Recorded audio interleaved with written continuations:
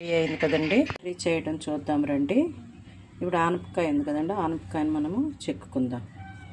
ఇప్పుడు ఇవి ముక్కలుగా కోసుకోవాలి. ఆనపకాయ ముక్కల్ని ఇలా కోసుకోవాలి. ఇప్పుడు ఆనియన్ని వేసుకొని వేపుకోవాలి.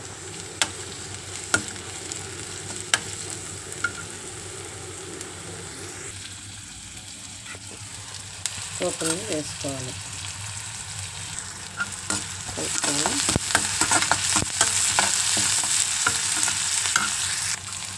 కరివేపాకు వేసుకోవాలి.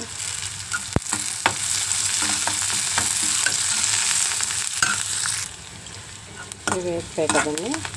ఇప్పుడు ఆనపకాయ ముక్కలు వేసుకోవాలి.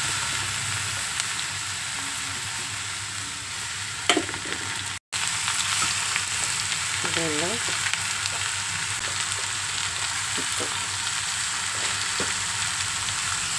వేసుకోవాలి. వేసుకొని కలుపుకోవాలి. నీరు పూర్తిగా ఇంకిపోయేంత వరకు దీన్ని వేసుకోవాలి.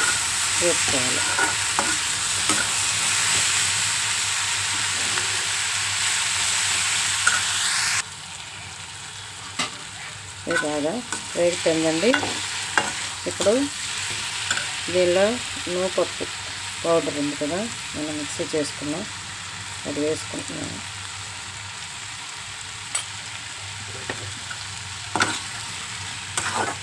నూపప్పు ఆనపకాయ కర్రీది. మీకు స్పైసీగా కొద్దిగా కావాలి అంటే కొద్దిగా కారం వేసుకోవచ్చు. నేను ఎండుమిర్చి వేసి కొట్టాను.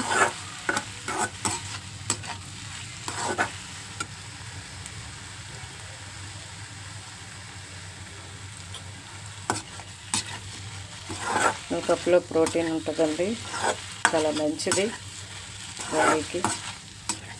ఎముకలకు ఎక్కువగా సత్తు ఇస్తుంది. బ్లడ్ కూడా ఎక్కువగా చేరుతుంది.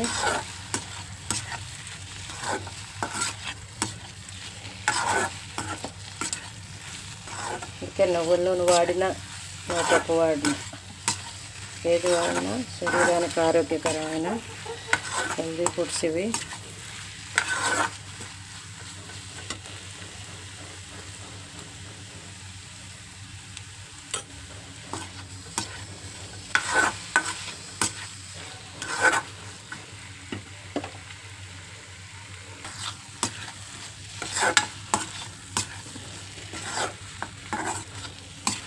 ఆనపకాయ చాలామంది తినరు కదండి. ఇలా మనం చేసి ఆనపకాయలో అనేక వెరైటీస్ చేయొచ్చు.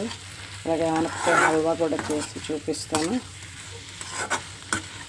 ఇది బాగా నూపప్పుతో కలిపి ఈ ఆనపకాయ వేగిపోయేటప్పుడు అయిపోయినట్టే. అప్పుడైతే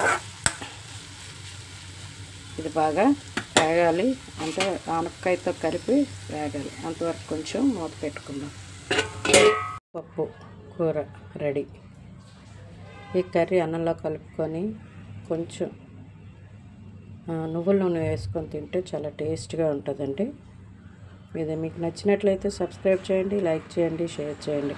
మీ యొక్క లైక్ అనేకమైన వీడియోస్ పెట్టడానికి అవకాశం ఉంటుంది, అనేక మందికి రీచ్ అవుతుంది కనుక మీరు ఒక లైక్ చేయండి. Thank you.